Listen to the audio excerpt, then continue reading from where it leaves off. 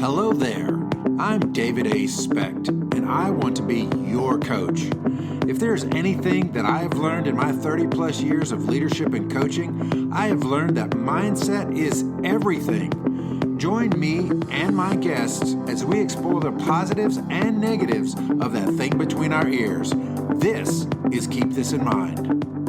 Welcome to Keep This in Mind, brought to you by davidaspecht.com. And of course, I am David A. Specht. And today I have a very special show for you. It's a mutual friend introduced us. Her name is Sharon Riddle. She is in the real estate space, but she is in the entrepreneurial space. She has been an entrepreneur her entire life. She's from an entrepreneurial family.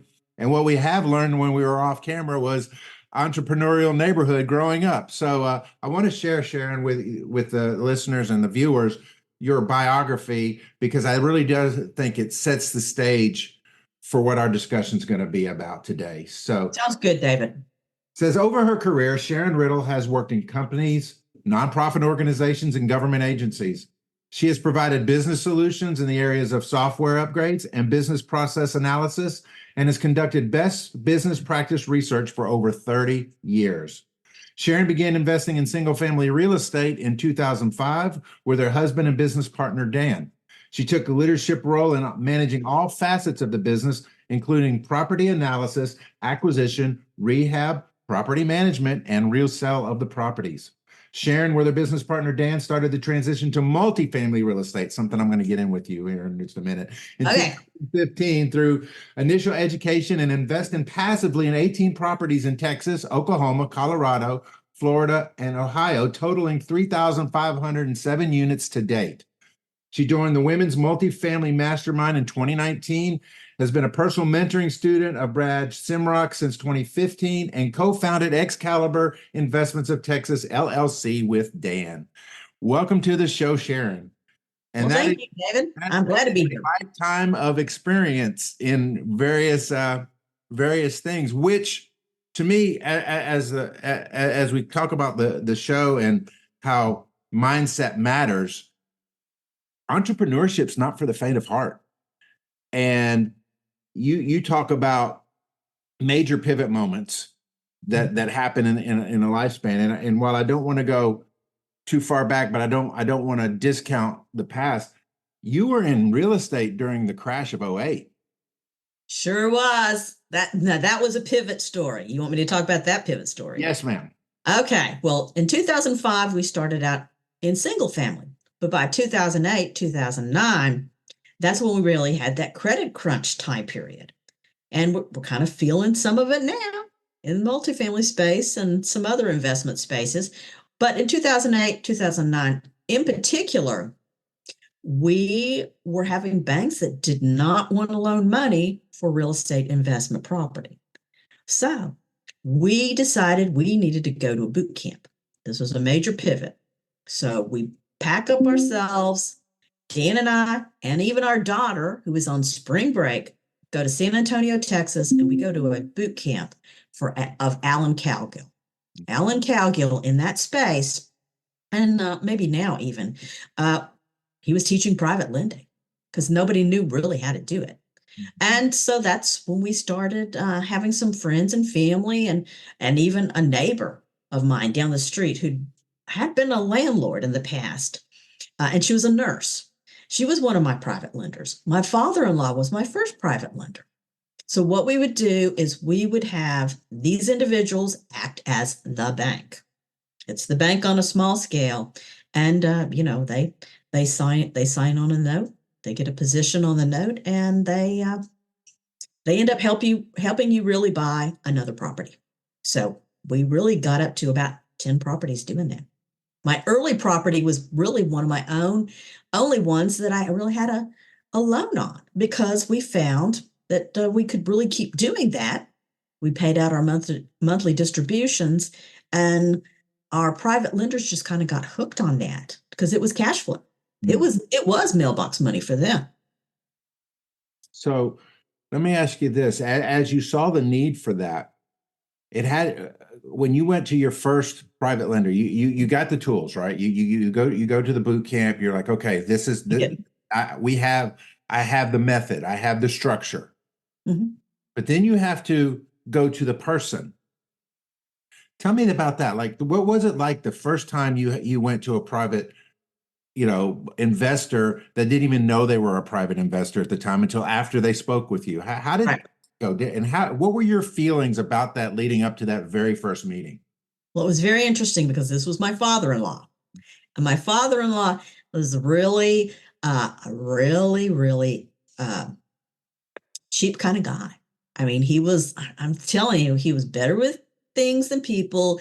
He'd retired out of the geophysical department of Arco Oil and Gas in Dallas. And Dan and I did not think that he would be our first private lender. But he lent not only for one property, but two.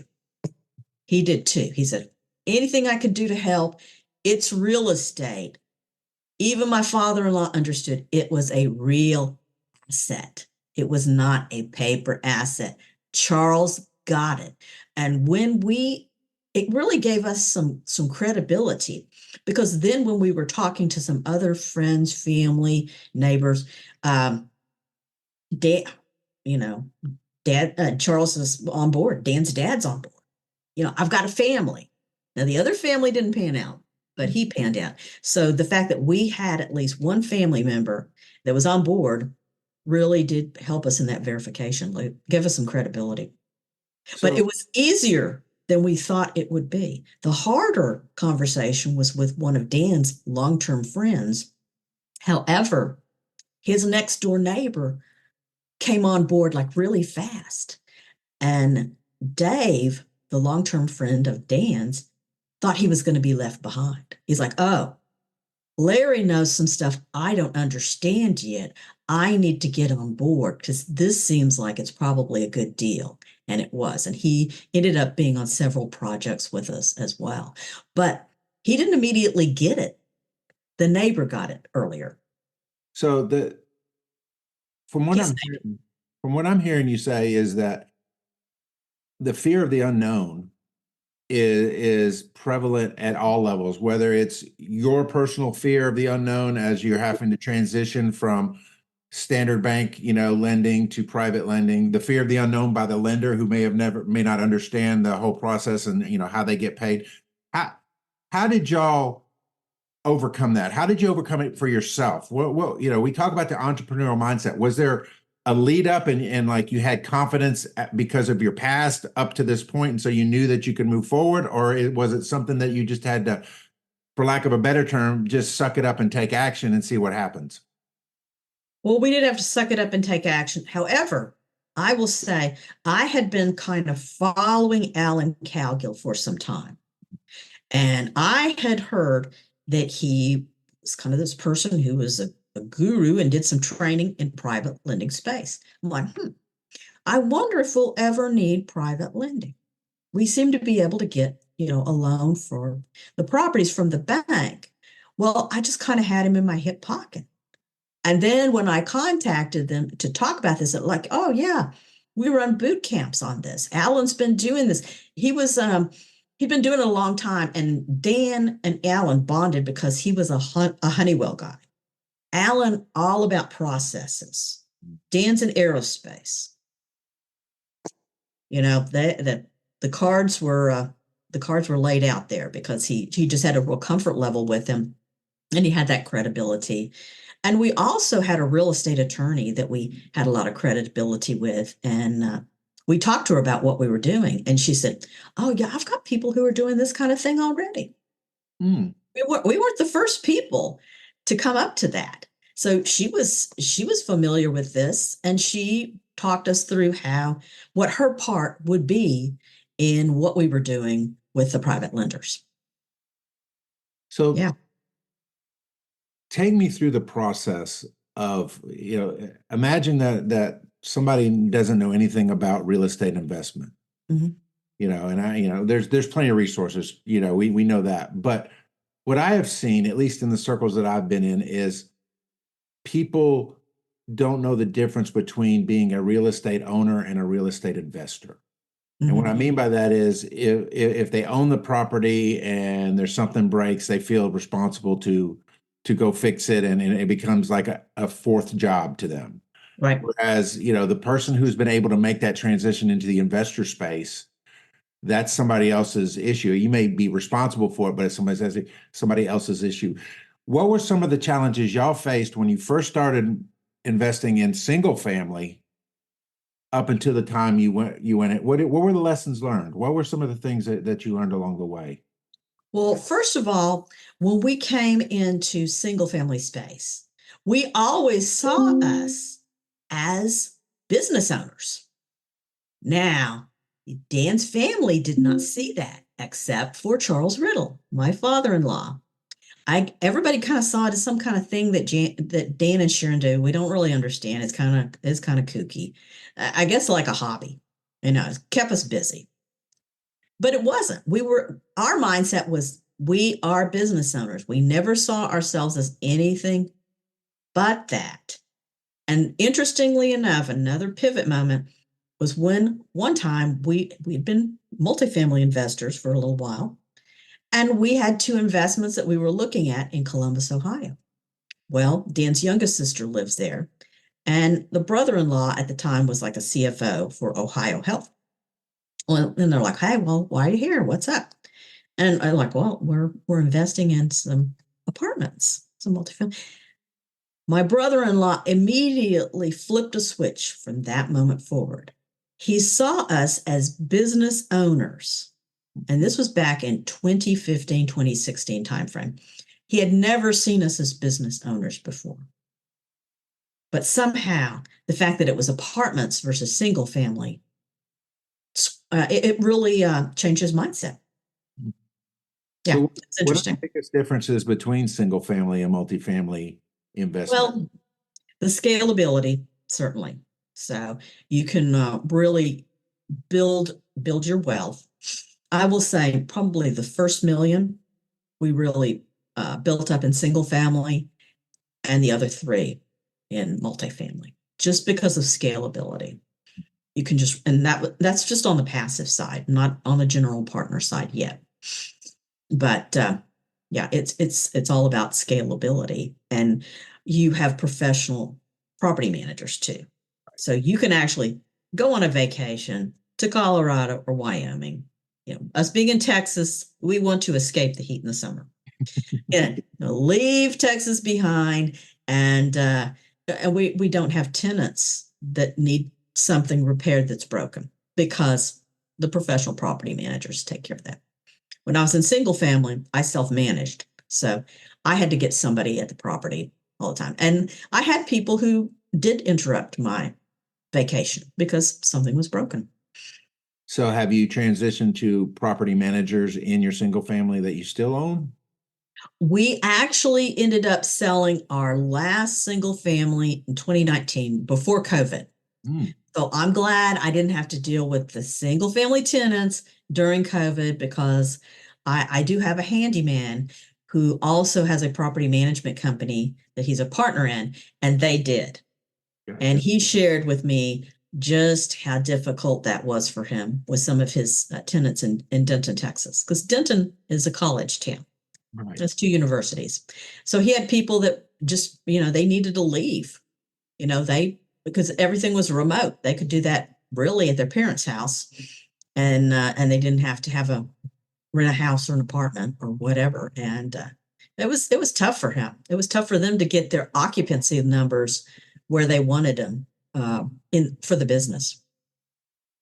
As an entrepreneur and as a business owner, and I go back to your bio that you've been in large organizations, you've been in nonprofit organizations, you've been in government organizations.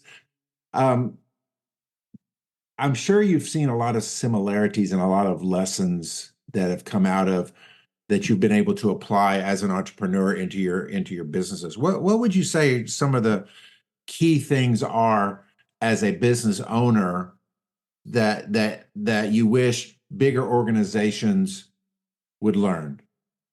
Well, one of the things that I wish that they would learn is flexibility. Because if you are an entrepreneur, you have to have flexibility, and you have to have momentum and speed. And sometimes Dan and I laugh about that because with corporations, quasi-governmental organizations, it feels like the dinosaurs are still among us. You know, you're dancing with the dinosaurs. That's kind of our little joke, because there is not a lot of speed. You know, it's like taking a really large ship like the Titanic and trying to turn it. And they're slow to change. They're slow to adapt. And you know, we've seen a lot of organizations that we once knew that didn't adapt fast enough. And some of us remember Blockbuster.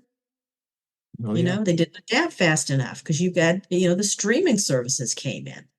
And there are more. Dan and I were having a conversation about this just last night when we were going to a real estate club that a friend had wanted us to come and talk to him about.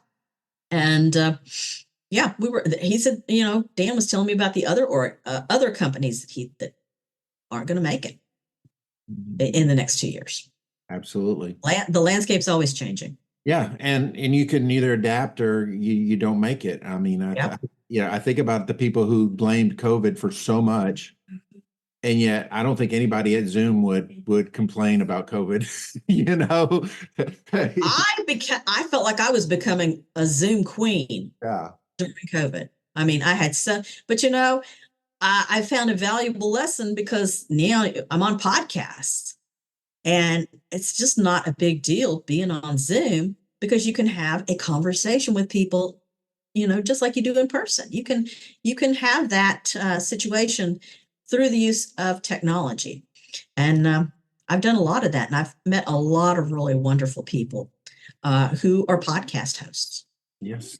Um, One thing that keeps burning in my mind about our conversation is I know, because you're an entrepreneur, not everything works out. You've probably had some let's just say some failing moments. We won't call them failures, but some failing moments or some decisions that didn't work out. What sticks in your mind as some of those biggest lessons learned, and maybe some of the challenges you faced, and how your failure wasn't fatal? Okay. Well, one of the things that my failure wasn't fatal is for us making that pivot from single family to multifamily, because we really decided we needed to get more scale. It was becoming more difficult to acquire houses to our formula because you couldn't overpay. If you overpay, the property will never ever work out. You'll just never get profits that your business plan tells you need. So that was a pivot. But the reason that we found Brad Sumrock, our mentor in the multifamily space, is because of another mentor in Arlington, Texas. And we were invited to Brad's Rat Race to Retirement for free because we had the promo code. That was way back in 2015. Does not happen now, people, just letting you know. But yeah, we had to make that pivot because we couldn't scale enough to really build our business up, build our life up, because we want to be comfortable in retirement, even though I think Dan and I may be people who never totally retire. But if you're a multifamily investor, you don't have to really. No. And I know people who don't. They've retired out of their other careers, and they're happy being passives only. And they have several apartment investments. I mean, we're talking like 60 plus. Mm. It can get that big. So, and you're educating me a lot, by the way. Real estate investing has been what I would say a fringe idea that I've wanted to dive into. As when you make the big jump, and this will help anybody who's listening, I'm sure. Are you becoming part of a real estate investment group, or are you going after the entire property on your own? Well, what you're doing, well, see, I'm part of a real estate community. Okay. So we're all learning very similar things, which is helpful. But when we're going after the property or the general partner team, and we have a general partner team too. So we've actually gone best and final on a property in Wiley and another property too, just in 2023. But you are actually making the offer on a particular property because that is the power of syndication. You will have investors who are only investing on that property. It isn't a fund. It is syndication, which means they are investors or they are business owners in that particular property. That's how I like to describe it. Okay. I know it probably sounds a lot more complicated than it is once you get into the groove of actually doing it. But getting back to the whole mindset issue that we discussed at the very top of the show, there is an innate fear of the unknown. Mm-hmm. And what would be your advice to somebody who says, you know what, it all sounds wonderful. I hate the rat race of my job. I'm stuck in what I'm doing. I'm capped at what I can make. And I'd really like to branch off into something new, whether it's real estate investing, whether it's coaching, whatever that entrepreneurial field is. What would be your advice to them that are just paralyzed by the fear of the unknown? Well, I would just ask yourself some questions because, first of all, if you have dreams, I mean, that's great. But if you never put dreams into action, you never move forward. You do stay stuck. You stay paralyzed. And I like to always couple my dreams with action because then they become goals and goals become a plan, like a business plan. So if you just kind of think about it sequentially, if you can just add pieces of it along the way, I don't know, looking back on my life, I'm kind of surprised at all these things that started out as a dream. I mean, I have my undergraduate degree and I have an MBA, which has been very helpful in being an entrepreneur and in real estate because there's a lot of crossover business language or there's concepts that are very similar. So you have some knowledge base to draw from. But if people can kind of break it down into really bite-size mindset shifts, I would say, then that could be very helpful because that's how I've accomplished other things. And then when you look back on it, it all starts adding up. It looks really big. By the time you stated my biography, wow, it looked kind of big. But I started out at one house in 2005. And I started out investing in maybe 2 apartments in 2015. So it started out with really, really small numbers in the beginning. It just added up because it was a cumulative effect, kind of like compounding. Albert Einstein was very, very intrigued by compounding, like compounding interest. Yes. And all things can be compounded, and then they really grow almost exponentially. So I like to always end a podcast with a couple of takeaways. Mm-hmm. And your and Dan's life together as entrepreneurs is nothing short of just not just intriguing but fantastic to follow. I mean, I'm going to stalk you for a while after this show. Feel free, David, because you're a Facebook friend of mine. Yes. But I've got 2 questions for you, and I want to start with the negative and then go to the positive, and I'm going to ask them both at the same time. Okay. So as an entrepreneur, there are things that stand out to us as frustrations and as joys. It could be the joy of seeing somebody's life changed if you're in the coaching space. It's the joy of seeing that first passive income check come in, and going, oh my gosh, this thing really works. What are your in the years of what you've been doing? What is your number one biggest frustration with what you do, and what has been the number one biggest joy of the journey? Okay. Well, I'll start with the number one frustration because my marketing person will laugh. Marketing Marketing is a frustration of mine because I come from more of a finance background. I was around money. Money is a very easy concept for me. I understand cash flow. I understand budgets. I understand costing expenses to a unit level. I understand that. But this whole marketing thing is very nebulous to me. And I refer to it quite often in our Zoom calls as feeding the beast. I am feeding the beast. So marketing, get frustrated about, but Tim and the Crouch Group, they put together my marketing plan. We decide what we're doing. We do that together. And so he's been coaching me along because he understands the world that I've come from because I explained that to him. So finance, very concrete, real estate, very concrete, marketing, more nebulous. And it's probably some unknown, fear of the unknown. You don't know what your results are going to be. It's like operating in a black box for me. So I'm overcoming that. I'm working on that every week when we go through our business plan, our marketing plan. And then I would say my number one joy is through multifamily investing, I am able to work with the people I want to work with. I can go on podcasts. I can talk to the people I choose to talk to. I can travel and be with people in my mastermind groups, my millionaire mastermind with Sumrock community.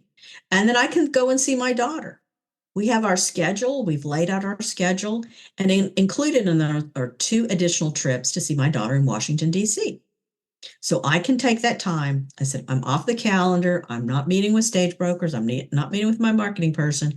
I'm just going to be in Washington, D.C. to be with my daughter, just hanging out with her.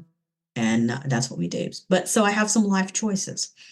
And my current life choice is really working more on the health and fitness area. So that's another thing that I'm hiring a nutritionist / trainer. And we're working on that as a result of me being at a mastermind up in Utah.